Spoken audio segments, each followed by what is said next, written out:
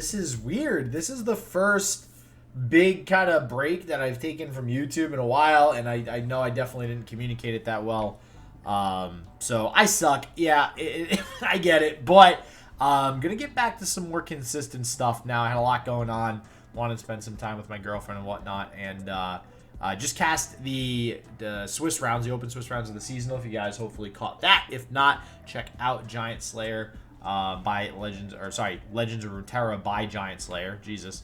They're going to have all that footage and stuff for you, either on their YouTube or their Twitch channel. I think it's within 2 weeks still, so if you want to check the VODs. But anyways, holy crap. I decided to come back. There's a bunch of spoilers, and holy shit. Dude, I am excited, to say the least. So, I'm starting from the bottom here because at the top, yeah, we're going to get to the champion, or at least one of the champions. We already see one right here in Rek'Sai, but just wanted to talk for a second about some of these new cards. Probably skim over them real quick, and hopefully get back to a regularly scheduled programming with my YouTube. So, most of these, so this reveal, or all these reveals, I should say, they have a lot more of the P and Z cards that we've been missing. It's one of the regions that hasn't really gotten any support out of all of this new giant set since Shurima has dropped. Now we're starting to see some of these P and Z cards. So this first one I saw a little while ago. When I'm summoned, create a Hexite Crystal, this Fallen Feline, in the bottom 10 cards of your deck. And then the Hexite Crystal is, if you see me in a prediction, deal 2 to enemies in the enemy nexus. So maybe, I don't know, man. I don't know what it is about everybody. They like want Kahiri to work. God damn, my throat. They want Kahiri to work, and this whole predict mechanic. And before it was really forced. I mean, maybe this makes it a little bit more viable of an archetype, but honestly still looks like it's going to be trash, not going to lie.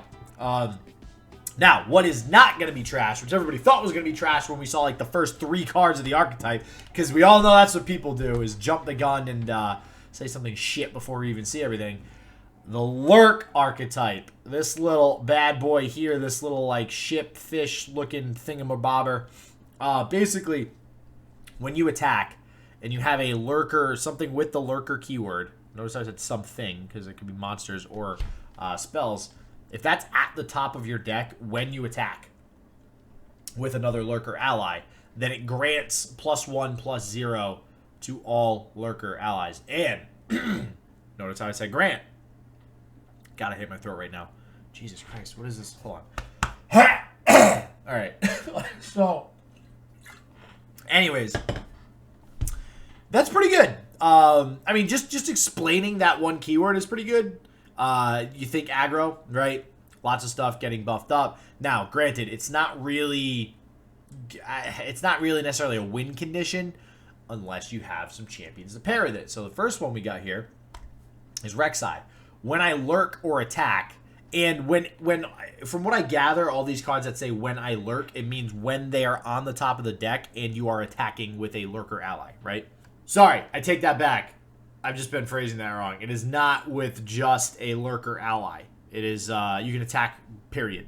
As long as you have somebody lurking on the top of your deck or something, whether it be a follower, a champion, or a spell, or whatever, you're going to get that lurk bonus. So you don't actually need a lurker ally on the field to trigger that lurk bonus. So it makes it a little bit easier to proc. But anyways, Rek'Sai, when I lurk or attack, grant lurker allies everywhere +1/+0. So it's basically doubling up on that lurk proc. Round end, place me into your deck. So the downside here is that when Rek'Sai does attack, she's going to get put back into the deck. For those of you not familiar with League of Legends lore, she is a she. Rek'Sai is a she. She's a queen. Anyways, so a little bit of a downside there is you will lose a little bit of tempo early on. But when she does level up, first off, she needs to attack with 10+ power. When she does level up, she gets overwhelmed. So now she can become sort of a finisher, which we did also see in this Xerxes. Xerxes. I'm going to go with Xerxes. Xerxes Dunebreaker also has overwhelm here. So the idea is that you lurk these pretty high, becomes like 8, 9, 10, and all of a sudden you have kind of this pseudo finisher. Same deal with Rek'Sai level 2. Overwhelm, lurk, it's all good. When I level up, create 3 random lurkers in hand. So any tempo that you might have lost, I mean, or any card advantage anyways. I guess you gain back when you play her, which is nice. You know, the randomness is something to, you know, something to be said for that. But, and then same deal. When I lurk or attack, grant lurker allies everywhere +1/+0. So, she just basically goes all in on this lurk strategy. I'm going to touch on the other champion, which, if you guys were watching the seasonal, you'd know what that champion is in a second. They'll probably be pretty good together here. But, you know, a lot of these cards, they use this lurk strategy. This Snapdraw Swarm allows you to have, like, kind of this pseudo rally type thing going on. We do have a 0 mana burst spell, which I'm pretty intrigued about. It's just predict, but in my experience, anything 0 mana, and especially in this game being burst speed, 0 mana is just going to be good. So, very curious to see if this maybe gets used in some sort of combo. Careful preparation. It's got Kahiri in the picture. It doesn't even seem, I don't know, man. I don't like this card. I feel like this should be way better for Kahiri, and it's just like, okay. It's like, meh. Call the Pack seems incredible. To play, put a card from hand on top of your deck. Create 2 random lurker followers in hand. So you're trading 2 cards for 2 cards. But when we go over this second champion here in a second, you're going to see why it's amazing. Not to mention, if you just look at Rek'Sai here, or any of these lurkers, right? You put it back on top of your deck, now you're guaranteeing the lurk. There's actually a lot of cards, after they started revealing a lot more of the archetype, there's a lot of cards that allow you to kind of control what you're going to get for your next draw, and allow you to pretty reliably get lurk on a consistent basis. So, field promotion here. So, switching gears a little bit away from lurk. This card is nuts. 2 mana burst. Next time you play a unit, granted scout. Teemo's getting scout, baby. Teemo is finally a scout. Took him long enough to get there. And it's now an elite. Cool, I guess. But this might be pretty... This might be pretty ridiculous. I don't know. I'm kind of scared. This might go up to like 3 mana or something like that. I mean, even 3 mana is pretty good. But the ability to pair this with any region, obviously, and giving something scout definitely seems scary. Starlit Epiphany seems really odd. I don't really know what's going to happen with this yet. It reminds me of like the Starbone Messenger deck type deal. Like just this weird Celestial strategy. Heaven's Align seems pretty cool for... Nightfall and Daybreak. I love this card. I love the design of this card, so I'm very curious to see if we get some better new Nightfall and Daybreak decks coming out there. Random 10-drop guy is random 10-drop guy. Yeah, I don't think he's going to be good. He's just a big old overwhelmed dude. I mean, you know, Vengeance still kills him. You know, Frostbite, like, we don't like this. Thorned Blade for Noxus +5/+0. This is interesting. Off the top of my head, this doesn't really feel very good whatsoever. But there's always been like that Shiraza type deck that people have been interested in. Maybe we see something like that. Defiant Dance, I'm going to act like this didn't get released. We're just going to act like they didn't provide any additional Azir Aurelia support. Cannot wait to see. I'm definitely releasing a video when that freaking happens finally. See what gets nerfed and buffed. We got a Poro. I don't think this does too much for the archetype, but it's a welcome addition. I don't think Poro's really got that much better with this, but we're going to see an Elnuk in a second that I think might be decent. This Yeti seems like, alright, we had the Lysandra Watcher combo. Round start, if you have 2+ Yetis, summon me from hand and create a copy of me in your deck. So, what is it? What the heck is the Yeti... Yetiling? Yeti? I don't know. The 1-drop 1/2 Yeti. If you play it on turn 1, you play it on turn 2, this is coming down. And then you play Lysandra. Like this seems pretty nuts. I like the idea of kind of you might be able to go all in on this Yeti Elnuk type strategy with just like big beefy units now. You know, Call of the Wild still hasn't seen any play. We'll go over that Elnuk in a second too. Astral Fox, insane. You know, just more burn. Why not? Go face. So this self-sacrificing strategy too. But like Doom Beast and Astral Fox in the same region feels kind of busted. Not gonna lie. And they're not even. It's 3 and 4. They're on curve. Like this seems to me like there's gonna be a Shadow Isles. I don't even know if you need Noxus. It wouldn't even just be mono Shadow Isles at this point. No, it's gonna be Shadow Isles Noxus. It's gonna be It's probably going to be Shadow Isles Noxus, like Fearsome Spider or something like that. I don't know, but this is going to be insane. Twisted Tree Line, good nod to League of Legends. You get a Vile Maw. I've always been intrigued by the Vile Maw strategy, to be honest with you, with Twisted, or with this game. Try making a deck around it. Maybe this brings that strategy out again. I'm actually kind of happy to see that they added more support for Vile Maw. I was not expecting that. Some more Lurk, just a nice little 1-drop there. This is another Lurk that I actually kind of like here with Vulnerable. This champion we're going to see in a second, wink wink, has Quick Attack, so that'll work well with Vulnerable. Blood Bait, same deal, right? Snapjaw Swarm, that has Lurk. So this basically says, put a Snapjaw on top of your deck, but then also Lurk. You know, you can attack and immediately use it. Ripper's Bay has some Lurk support. This is what I really like about the Lurk archetype, is that it's not just for followers, right? Like, I feel like when it first got revealed, everybody's like, yeah, this is just going to be a follower thing, right? Nope, it's on spells, it's on landmarks, on everything, it's on champions, so much easier to actually proc. And then this is weird. I don't know how, I mean, it is a 1-drop landmark. I don't know how good this is going to be. It feels like it just kind of sort of gets you to reliably hit Lurk all the time, but I don't know if it's worth it. Like, I envision this Lurk archetype to be aggro, like maybe Fearsome Lurk or something like that, and you don't play an aggro deck by not playing a one, like this. Just, I'd rather play a 1-drop, like I'd rather play this Sharkling, right? Like it just doesn't make sense to me. So I don't know if this will really see a whole lot of play. The list is cool. Nice little Vulnerable support for Bilgewater. Boom Baboon, love the name. This is awkward. Flame Chompers in hand. I mean, I don't know, man. It's like, it's got 3 attack, which is like, okay, great. You can push 3 damage on turn 2. It's obviously still pretty flimsy here with the 1 health. So you're still going to be pretty vulnerable to things like Avalanche. I guess that is the archetype, so it makes sense. But maybe this lends itself to kind of a different, maybe Survival Skills ends up being a pretty, competent build. Here we go, right here. I forget this 10-drop. This is crap. I'm just not even going to talk about that one. Volunteer Elnock. First off, I love the picture. Kind of looks like a sheep, not going to lie, or a llama. I don't know, but not an Elnock. When I'm summoning, create a random Elnock in the top 6 cards of your deck. Can I get a troop of Elnocks, anybody? Can I get Uncoop the troop? All right, we need to rebuff the Elnocks. All right, that's all I'm saying. Line them up is really good. I like this, actually. It's a burst summon a keg, which is pretty nice. Which means you can get the keg prior to actually utilizing any sort of like fast spells or slow spells or anything like that. So feels kind of good.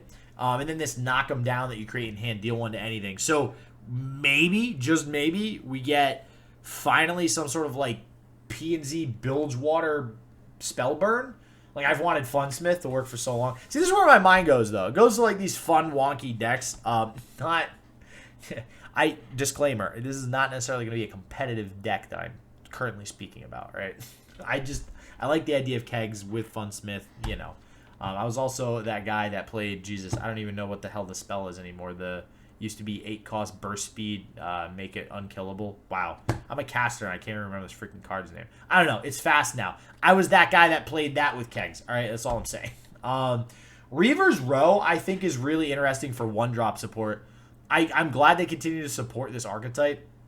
When you count down, it count down 2. So when it's going to get 2 free 1-drops for you, which is good. So it's basically costing 3 mana. So you're paying 3 mana, give or take, to grant 1-cost allies +2/+1 if fearsome. It doesn't say everywhere, so I'm imagining it's just on field, but that's really good. I mean, 1 cost, you're bound to have a shit ton on field. So even if it's 3, that's +6/+3 for 3. It's worth it. Even 2 1-drop. Even the 2 that it summons is pretty much worth the mana that you're paying for it. So it seems pretty good. The time has come seems alright. Seems a little expensive. I'm not sure this will really catch on too much. But people did kind of like that strategy with the clockwork. With the clocklings and stuff. Shifting Sands, I also don't think I'll see too much play. 4 damage is nice. 2 Sand Soldiers. Like, it's almost like, it's like putting a control type strategy with aggro. Like, I don't really know what you're going to use the Sand Soldiers for in a deck that utilizes the 4 damage. So it just seems a little awkward to me. I showed you guys Pyke. Shit, I was really trying to hide that, and I fucked that up. Treasure Seeker. When I'm summoned, summon a Waking Sands. I don't think that they revealed Waking Sands. Unless I'm like missing, is it like already released and I'm just bad at this game and don't know where the hell it is? I don't know. But I don't know what Waking Sands is. So we're going to see. This has the potential to be a really good one-drop for Shurima just because it is already a 2-1 and it generates a card regardless of what the card is, right? So, Jawfish, because we need some more Jaws in our life. Each lurker ally strikes a random enemy. So when this was first released, it feels and seems pretty good. You know, it's kind of like a board clear. It's almost like a new Riptide Rex, like a better Riptide Rex. Because, you know, Riptide Rex since the nerf. But we'll see in a second because our boy Pyke right here, why that's pretty crappy. Or not crappy, but like not nearly as good. Because let's be honest, when you play this on turn 8, it's probably going to be at like a 6 attack or something like that, which doesn't seem, you know, bad. And you pretty much will kill the field at 6 attack. So, Shen's got a boat. So... The reason why I'm not crazy about this card, I will say,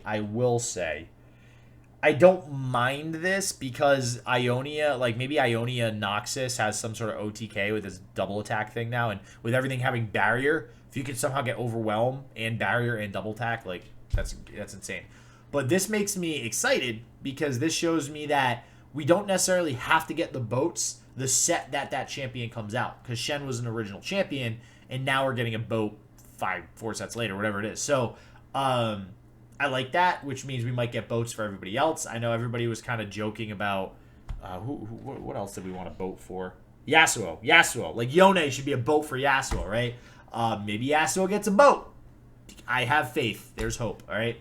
Swiftwing Flight seems redonkulous. Create a Silverwing Vanguard, Blinding Assault, or Fleet Feather Track. Silverwing Vanguard, I think, is the make 2 of the 2-1 challengers. Pretty sure. Attack, give other challenging allies +1/+1 this round. So yeah, that's every attack too. So it's not like Genevieve where the +1/+1 is for the round on summon and it's just a one-time thing. And Genevieve is more expensive than this. Well, also more beefier, but I like this. I think this is a great card for Demacia in a slot that I think they've had trouble with for mana. Since Bannerman kind of got, you know, so I like this card a lot. All right, Pyke, my boy, my dude. Hell yes! Like, let's be honest. Let's be honest. All right, this is holy crap. I love. All right, first off, I have so many things that I want to say, and they're all happening at the same time because I'm so excited. All right, first off. Bone Skewer is a champion spell, which I think a lot of people kind of assumed. So again, it's cool that we don't necessarily need to get the champion spell with the champion release. We can get it prior to, so that's kind of cool. There might be cards, let's say, in the first set for a champion that we haven't gotten yet that's actually a champion spell. So that's kind of cool to think about. But holy Jesus, is this guy cool. All right, let's and if you guys saw the reveal video too, holy shit. So first level Pyke. When he's got quick attack, 2, 3, 4 drops. So stats, all right, a little lower. It's obviously quick attack. I mean, you'd like to see maybe 3 attack on that, but he's also got lurk, so I get it. He's going to grow an attack anyways, probably because he's a lurker ally, so that's going to feel nice. So honestly, when he comes out on 4, he might already be a 3-3. He might be a 4-3. I mean, hell, because of that, you could see Pyke getting down to like a 1-3, which honestly, I don't hate, especially because he's usually a support in League of Legends. Or I shouldn't say usually, he's mid too, I guess. But when he lurks, transform him into Death from Below. So my whole thing here is, and I think I understand how this works. So if you guys know if this is right or wrong, comment below. I've seen the video and stuff and kind of just guessing here. But so when he's on the top of your deck and you attack, specifically attack, and he lurks, right? And he gives the +1 to everything. He transforms into Death from Below permanently, not just for the turn. So that means your next draw will be Death from Below, right? And it is not his champion spell. So you actually lose a Pyke from your deck, if I'm understanding that correctly. Now, when you play Death from Below, I guess my thing is the Pyke coming from like the Netherworld, or is he coming from your deck, right? Like, where is this Pyke? It says summon Pyke striking an enemy.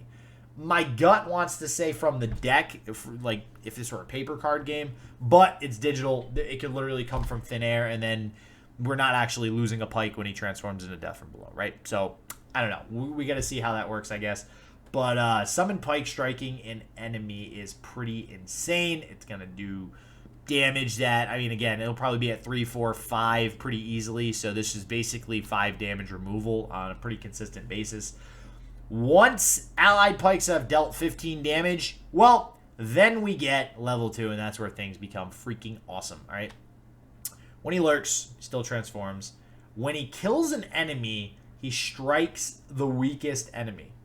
So what's going to happen is if you play a Death from Below and you have a level 2 Pyke, and you play Death Below, Pyke gets summoned, he strikes a unit. If he kills that unit, chain reaction goes off. It's just like his ult in League of Legends. The video is nuts. The video is, it literally clears the board. I think there was like 5 units on board, and they all get wiped. It's insane. So, with that said, this is why Pyke's Bone Skewer is freaking amazing, all right? An ally strikes an enemy, then moves to the top of your deck, create a Pyke in your deck. That is insane, okay? And it's so weird, too, to see, like, a card. So now the champion can turn into Bone Skewer in your hand, and now he turns into Death from Below, and he lurks on top. I love this card design. I love, love, love this card design. It is so out of the box. It's exciting. It's a new type of just, it's great. This is great. Very, very happy with all these reveals so far. And this whole lurk strategy is so awesome. Just to kind of put the cherry on top there for Shurima. I'm very curious to see what Echo looks like, especially knowing all this now. Probably going to coincide with Zillion, if I were to guess. So P and Z will have a link to Shurima. Bilgewater has a link to Shurima now, so this will be pretty good. But guys, girls, everybody, I can't wait. Can't wait. What is this? This is the 27th. What's today? Sunday, so Monday, Tuesday, Wednesday, baby. That's my birthday, too. June 30th. My birthday. This set drops. New season starts. I'm going to be playing these decks, making new decks. Not going to lie, Pyke's probably going to be the first thing I build. Just saying. So, but I hope you guys enjoy this. I hope you guys are as excited as I am with this new set. We got another seasonals coming up. The last one before the World Championship. We'll get to see who qualifies. It's going to be an exciting next couple of months. But I'm gonna sign off now, everybody. So don't forget, like, subscribe, follow, all that good stuff. Hit up my Twitter so when you know when I go live and cast events and stuff like that. But as always, everybody, stay healthy, stay positive. I hope shit just works for you. Peace out.